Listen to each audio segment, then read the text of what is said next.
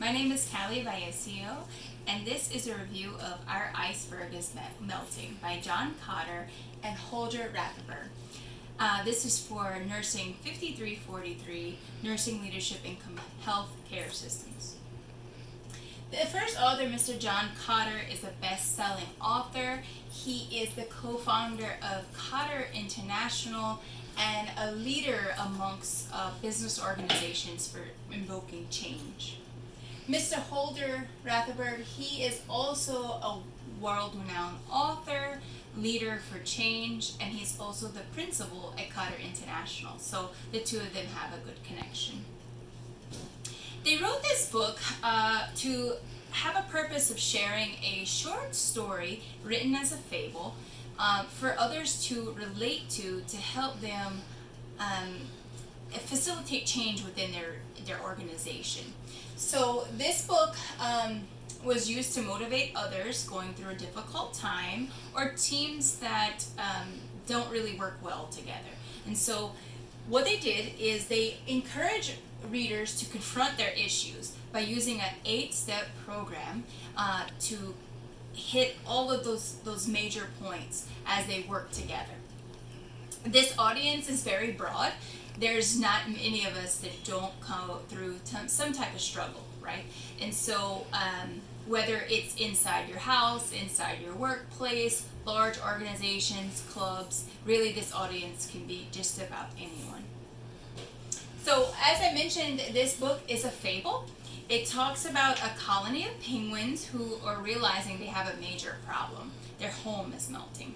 The main character, Fred, is trying to invoke change and saving their home amongst all the other penguins. And so he is the leader, and he facilitates the 8 steps that we'll see in a moment to help him do that.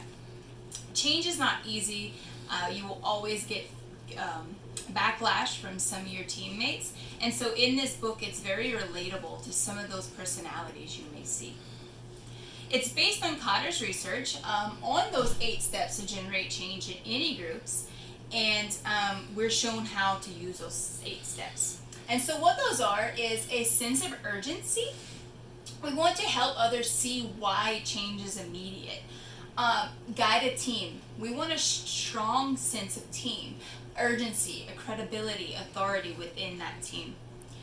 Sharing your vision, strategy for change. You want to make sure that vision is concise. It has the future in mind. And then communicating and buying in. Cotter says that if we can't communicate our vision within 3 to 5 minutes, it's not concise enough. People should be able to buy into our ideas immediately and see that vision going forward. We want to empower others by removing obstacles so that others can act and realize and succeed in the vision. Short-term wins, and that's delivering short, concise goals and celebrating those along the way so that the goal doesn't seem so overwhelming. Number 7 is building the momentum, pressing on with the vision and the changes until you succeed. That's that motivation that you can give to your team members. And a new culture. You want to repeat these processes over and over until the culture of the team and the organization changes.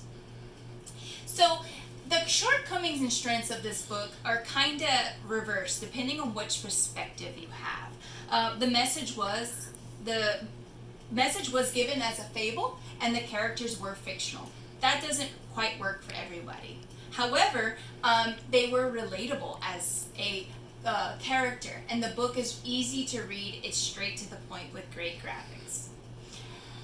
They did achieve some objectives after the book was published. In the first 10 years, they gathered information from the readers, and they were able to publish this new edition to give testimonies and questions and answers. And lastly, the recommendations.